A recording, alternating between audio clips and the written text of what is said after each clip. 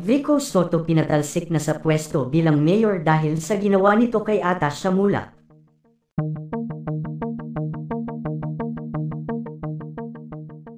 Patuloy pa rin ang pinag-uusapan online ang namuong relasyon sa pagitan ni Vico Soto at anak ni Aga Mulak na si Atasha Mulak.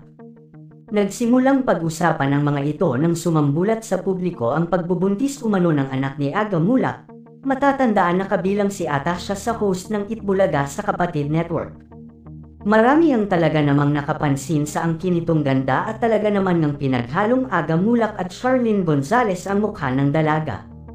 Kaya naman marami ang nagnanais na masungkit ang matamis na oo ng dalaga lalo na at napabalita na marami ang talaga namang nanliligaw dito sa showbiz. Samantala dahil nga sa pagsambulat sa publiko ng pagbubuntis ngayon ni Atasha Mulak dahil umabot na nga sa sukdulan ng galit ng mga magulang ni Atasha Mulak nang malaman nga ng mga ito ang pagdadalaan tao ng kanilang anak. Hindi nga daw talaga matanggap ng mga ito ang sinapit ni Atasha dahil napakabata pa nga daw nito at marami pa itong nais gawin sa kanyang buhay lalo na sa pangarap nitong maging sikat sa larangan ng pag-aartista.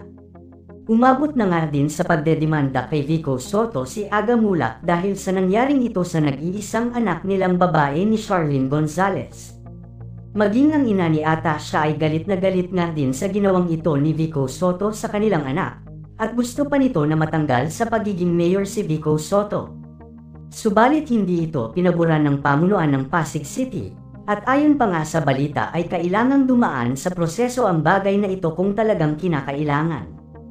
Samantala ayon naman kay Vico Soto ay nangangako daw ito sa mga magulang ni Atasha na pananagutan daw niya ang pagbubuntis na ito ni Atasha.